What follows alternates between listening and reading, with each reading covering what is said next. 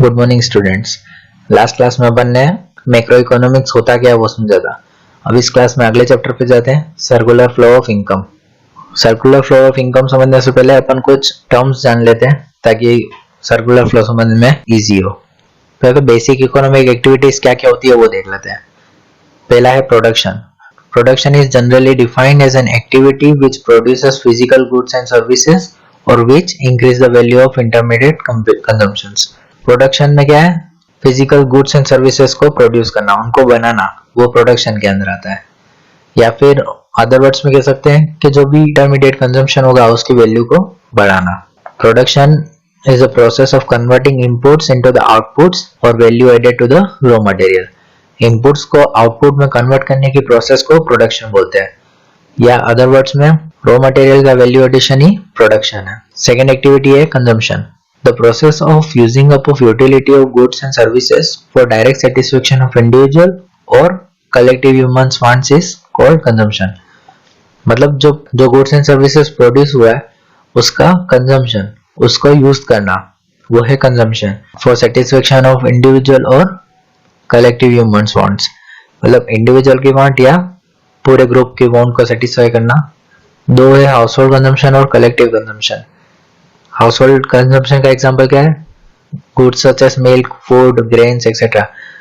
मतलब जो common man को जो भी नीड्स है उसको सेटिस्फाई करना, वो हाउस होल्ड कंजम्पशन है।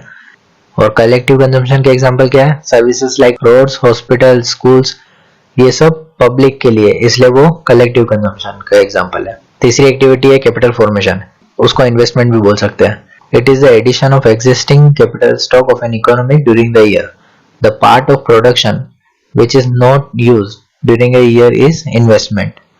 मतलब कैपिटल स्टॉक में जो भी एडिशन होगा वो कैपिटल फॉर्मेशन है। सिंपल वर्ड्स में जो भी अपन ने सेव किया वो सब इन्वेस्ट करेंगे।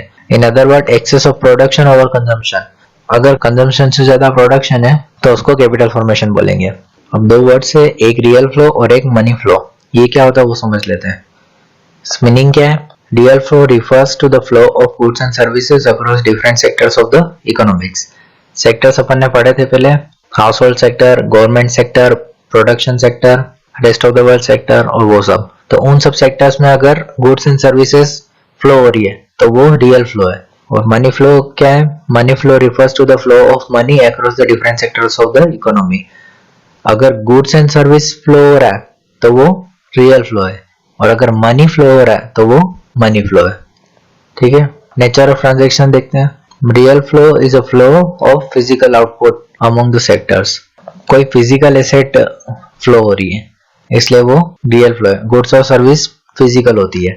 और मनी फ्लो में क्या है, it is a flow of monetary output among the sectors. Money flow में मनी फ्लो होता है इसलिए वो मॉनेटरी आउटपुट हुआ।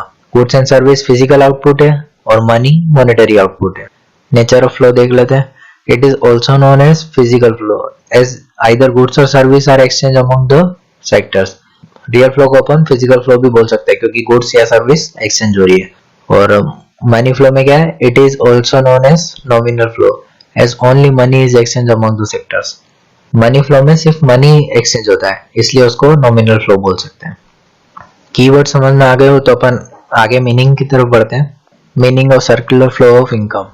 The production process is a continuous process because of unlimited and recurring wants of human beings। जो production process है वो एक कंटिन्यूस प्रोसेस है क्योंकि ह्यूमन बीइंग की वांट्स कभी भी खत्म नहीं होती है। In the process production sector buys factor service from the household sector and sell final goods and services to them. इस प्रोसेस में प्रोडक्शन सेक्टर जो है वो हाउस होल्ड सेक्टर से फैक्टर सर्विसेज बाय करता है और बदले में फाइनल गुड्स एंड सर्विसेज देता है। ये पार्ट अपन आगे डिटेल में पढ़ेंगे। Consequently, there will be a flow of factor payment from the producer sector to household sector and flow of consumption expenditure from household sector to producer sector। मतलब इस पूरी process में पेमेंट का अलग अलग फ्लो होगा। कभी प्रोडक्शन सेक्टर से हाउसहोल्ड सेक्टर को होगा, कभी हाउसहोल्ड सेक्टर से प्रोडक्शन सेक्टर का होगा। ये सब अपन आगे इस चैप्टर में डिटेल में पढ़ेंगे। Accordingly, government sector and rest of the world sector will also be involved in the income flow of income and product। इसमें गवर्नमेंट सेक्टर और rest of the world sector भी इन्वॉल्व होंगे flow of income में। बस इसी money के flow को circular flow of income बोलते हैं। Phases of circular flow. Circular flow के फेजेस क्या होते हैं? 3 फेज होते हैं। सबसे पहला है production phase. It deals with the production of goods and services by the producer sector. Production phase किससे डील करता है? Production of goods and services by the producer sector. जो प्रोड्यूसर सेक्टर है वो गुड्स और सर्विस प्रोड्यूस कर रहा होगा, उससे डील करता है। If we study it in terms of quantity of goods and services produces, it is real flow, but it is a monetary flow if we study in terms of market value of goods and of goods produced। अगर अपन goods और service produce के terms में पढ़े तो वो एक real flow है, लेकिन अगर उनकी वैल्यू देखे तो वो मनी फ्लो है। सेकेंड फेज है distribution phase. It means the flow of income in the form of rent, interest, profit and wages paid by producer sector to the household sector. It is a money flow. मतलब जब production sector household sector से factor services ले रहा है तो उसके बदले में उसको एक्सपेंडिचर्स पे करने होंगे। कैसे एक्सपेंडिचर्स? रेंट देना होगा, इंटरेस्ट देना होगा, प्रॉफिट एंड वेजेस देना होगा, ये सब उसको पे करना होगा, तो वो डिस्ट्रीब्यूशन फेज है। और लास्ट है डिस्पोजिशन फेज।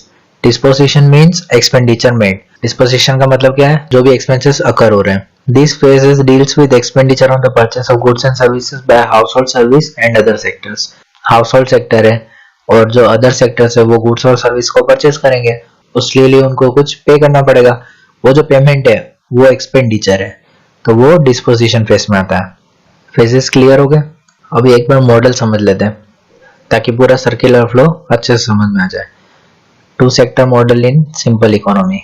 2 सेक्टर है, एक प्रोड्यूसर सेक्टर है और दूसरा हाउस होल्ड सेक्टर है। सबसे पहले जो हाउस होल्ड सेक्टर है वो प्रोड्यूसर सेक्टर को फैक्टर सर्विस देगा प्रोडक्शन के लिए। फैक्टर सर्विस कैसी? लैंड देगा, लेबर देगा, कैपिटल देगा, और इसके बदले प्रोड्यूसर सेक्टर को, हाउस होल्ड सेक्टर को फैक्टर पेमेंट देना पड़ेगा। मतलब अगर हाउस होल्ड सेक्टर से लैंड लिया है तो उसको रेंट देना पड़ेगा। अगर हाउस होल्ड सेक्टर से लेबर लिया है तो उन सबको वेजेस देने पड़ेंगे, या कैपिटल लिया है तो उनको इंटरेस्ट देना पड़ेगा।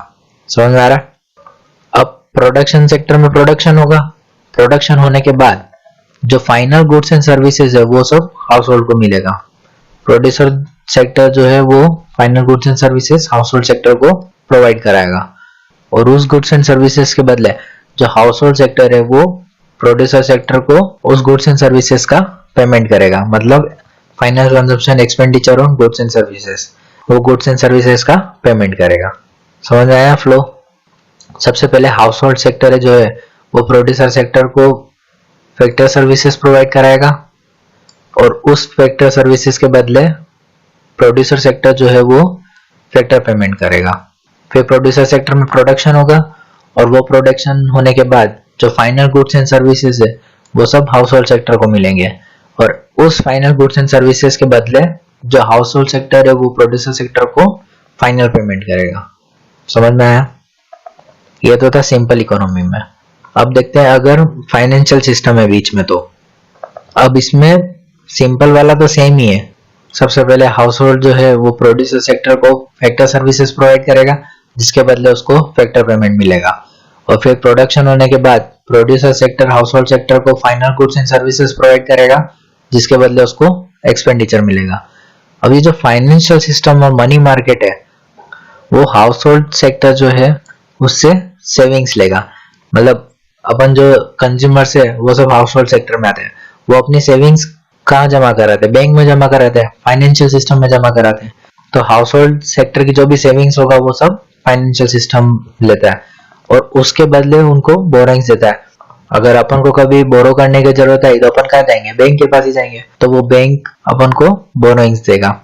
सेम केस में जो प्रोड्यूसर सेक्टर होगा वो भी अपनी सेविंग्स फाइनेंशियल सिस्टम में जमा करवाएगा, और अगर उनको पैसों की जरूरत पड़ी तो वो बोरोइंग भी फाइनेंशियल सिस्टम से ही करेगा। समझ में आया? फाइनेंशियल सिस्टम क्या करता है? वो दोनों हाउस होल्ड और प्रोड्यूसर्स की सेविंग्स लेता है, और अगर उनको पैसों की जरूरत हो तो उनको उधार देता है। ये 2 सेक्टर मॉडल एक बार कॉपी में उतार लेना और अच्छे से याद कर लेना। अब कुछ कीवर्ड्स है जो समझ लेते हैं। Leakage and injections. लीकेज और इंजेक्शंस होता क्या है? लीकेजेस के पहले एग्जांपल देख लेते हैं ताकि अच्छे समझ में आए। लीकेजेस के एग्जांपल है सेविंग्स, इंपोर्ट्स वगैरह। लीकेजेस होता क्या है? This flow variable have a negative impact on the process of production. अगर कोई सेविंग कर रहा है तो वो फ्लो में से पैसा हट जाएगा, क्योंकि अगर पैसा सेव हो गया तो वो फ्लो नहीं होगा, इसलिए वो नेगेटिव इम्पैक्ट डालता है प्रोडक्शन पे, प्रोसेस ऑफ प्रोडक्शन पे। और इंजेक्शन के एग्जांपल क्या है, इन्वेस्टमेंट और एक्सपोर्ट्स वगैरह। This flow variable have a positive impact on process of production. मतलब जो प्रोडक्शन की प्रोसेस है उसके अंदर अगर और इन्वेस्ट करोगे तो पैसा और अंदर आएगा, तो वो पैसा ज्यादा फ्लो होगा, तो इंजेक्शन पॉजिटिव इम्पैक्ट डालता है। समझ में आया?